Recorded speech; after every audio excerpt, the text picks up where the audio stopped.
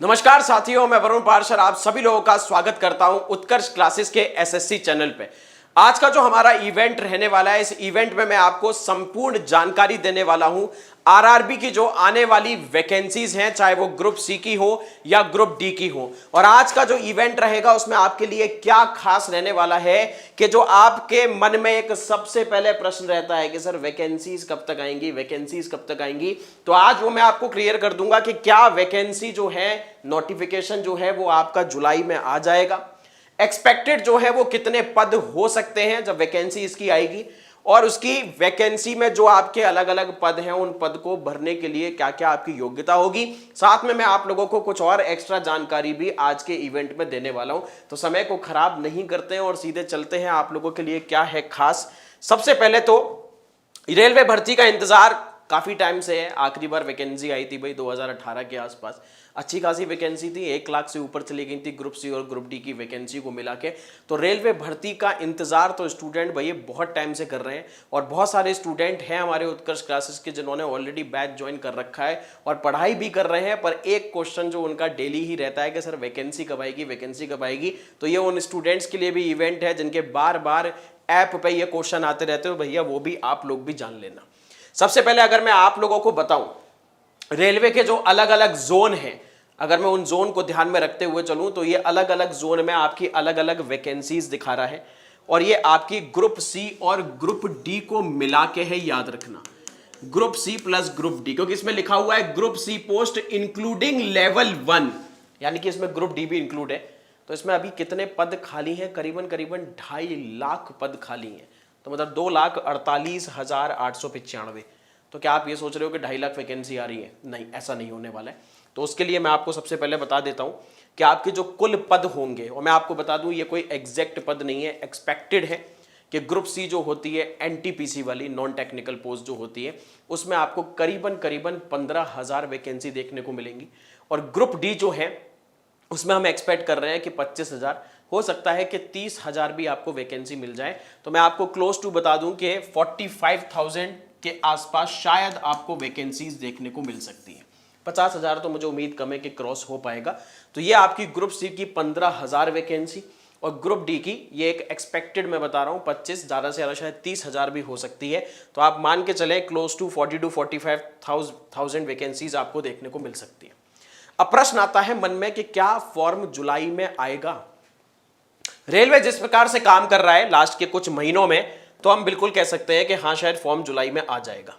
क्योंकि जब हम रेलवे के कैलेंडर को देखते हैं तो रेलवे का जो कैलेंडर है उसमें जब ये कैलेंडर रिलीज हुआ था तो उसमें ये लिखा हुआ था कि जनवरी से मार्च के महीने में एएलपी की वैकेंसी आएंगी, अप्रैल से जून में टेक्नीशियन की वैकेंसी आएंगी, और जुलाई से सितंबर के बीच में आपकी जो एनटीपीसी है ग्रेजुएट वाली और एनटीपीसी अंडर ग्रेजुएट वाली, ये दोनों वैकेंसीज इसमें लिखी थी, plus junior engineer plus paramedical categories. अब मैं आपको बता देता हूं, इसका एक बहुत अच्छा प्रूफ दे देता हूं मैं आप लोगों को कि ये आपके लिए एक प्रूफ है जिसमें मैं आपको बता दूं कि क्या रेलवे अच्छी तरीके से काम कर रहा है या नहीं कर रहा है। ये एक न्यूज है जो मैं आप लोगों के लिए पढ़ देता हूं। इस न्यूज में कुछ लिखा हुआ है, इसमें यह लिखा हुआ है कि रेलवे में नॉन टेक्निकल पॉपुलर कैटेगरी जो एनटीपीसी की है, जिसकी लेवल 4, 5, 6 और आपकी लेवल 2 और 3 के लिए जुलाई में भर्ती निकलने की संभावना है। उसकी भी क्या है संभावना, क्योंकि जुलाई से सितंबर ऑलरेडी इसमें मेंशन था, और इस बात के संकेत रेलवे भर्ती बोर्ड द्वारा जारी प्रस्तावित कैलेंडर से पहले ही मिलते हैं, जो कैलेंडर मैंने अभी आप लोगों को दिखाया था। अब यह आता है प्रूफ जो आपके लिए है। आरआरबी ने जनवरी से मार्च के बीच में असिस्टेंट लोको पायलट भर्ती निकालने का ऐलान किया था। यह भर्ती आपकी जो है वो आपकी जनवरी में ही क्या है निकल गई थी। इसके बाद अप्रैल में टेक्नीशियन पदों के लिए भर्ती निकाली गई, और आरपीएफ में एसआई और कांस्टेबल पदों के लिए भी भर्ती निकल गई है। तो जिस हिसाब से अगर आरआरबी अगर हम बोले काम कर रहा है, तो हम ये मान के चलते हैं कि शायद इस बार भी जो आपकी एनटीपीसी की वैकेंसीज है, जो प्रस्तावित समय है जुलाई से सितंबर के बीच में, वो आपको देखने को मिल जाएगा। साथ में याद रखना 2018-19 के बाद एनटीपीसी की भर्ती अभी तक निकली नहीं, जो मैंने आपको थोड़ी देर पहले बता भी दिया था। तो हम ये मान के चलते हैं कि जो कैलेंडर में लिखा हुआ था उस कैलेंडर को अगर अभी तक आरआरबी फॉलो कर रहा है, आगे भी अगर फॉलो करता जाता है, तो जुलाई से सितंबर में, जुलाई में बिल्कुल आपको वैकेंसीज देखने को मिल सकती है। अब आगे की बात करें तो एनटीपीसी में आपको कौन कौन सी पोस्ट देखने को मिलती हैं। तो एक बार उन पोस्ट पे हम थोड़ी सी नजर मार लेते हैं कि कौन कौन सी पोस्ट आपको एनटीपीसी में देखने को मिलती है।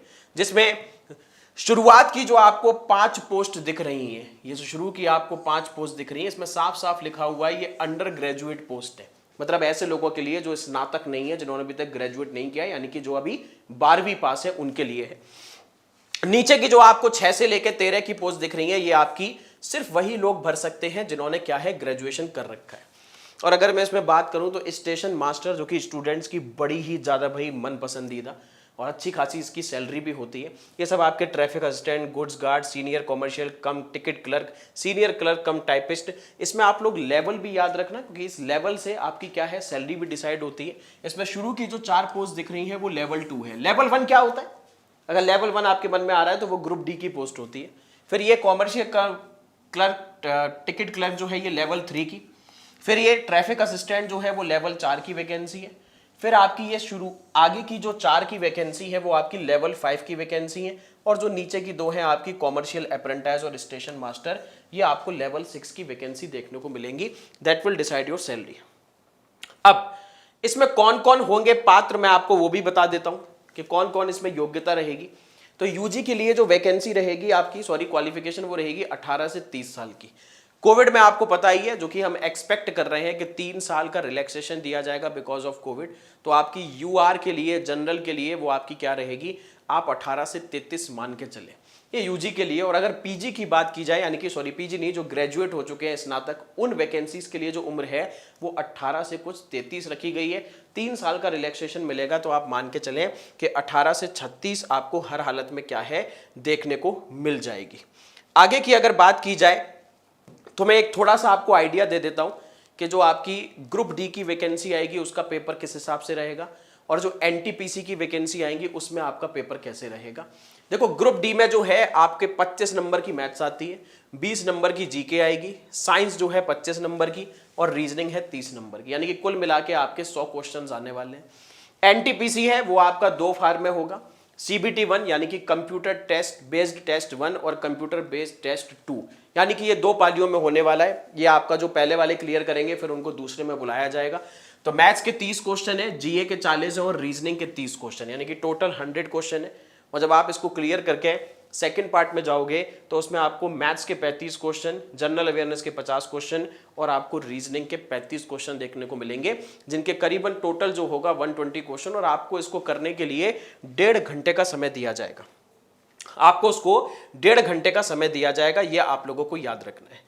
तो क्लियर हो गई ये चीज। तो ये आपका जो आज का इवेंट था उसमें मेरा आपको बताने का प्रमुख उद्देश्य ये था कि आप बिल्कुल ये एक्सपेक्ट करें कि आपकी जो वैकेंसीज हैं वो बिल्कुल समय पे रहेंगी। देखो, एक मन में मैं मानता हूँ, एक मन में एक ये थॉट तो रहता ही है कि कितनी वैकेंसीज आएंगी, पर देखो फिर एट द एंड बात यही आती है कि हमको तो भाई नौकरी चाहिए, पेपर हर हालत में फोड़ना ही फोड़ना है, चाहे वैकेंसी 10,000 आए, 20,000 आए, 30,000 आए, 40,000 या 50,000।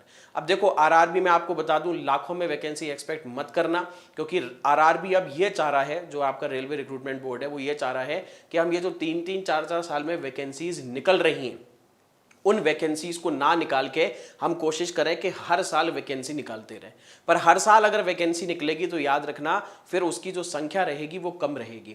आरआरबी ने पिछली कुछ वैकेंसीज का तो पूरा 1 साल का पूरा कैलेंडर दे दिया था कि अब पेपर होगा, तब रिजल्ट आएगा, तब डॉक्यूमेंट वेरिफिकेशन होगा और अगले साल इस महीने में फिर से क्या है, वैकेंसी आ जाएगी। तो आप ये मान के चलें कि आरआरबी भी शायद अब धीमे धीमे एसएससी की उस पर आ रहा है। एसएससी की पहले हालत बड़ी गड़बड़ाई हुई थी, पर अब एसएससी बहुत अच्छा काम कर रहा है। तो आरआरबी से भी हम यही उम्मीद रख रहे हैं अब कि वो भी बिल्कुल सही तरीके से काम करेगा और वो भी अब आपकी सालाना तौर पे, ईयरली बेसिस पे भली वैकेंसीज कम निकाले पर वैकेंसीज जरूर निकलेंगी। तो ऐसी ही जानकारी के लिए जुड़े रहिए उत्कर्ष एसएससी के चैनल के साथ। Thank you everyone. जय हिंद, जय भारत।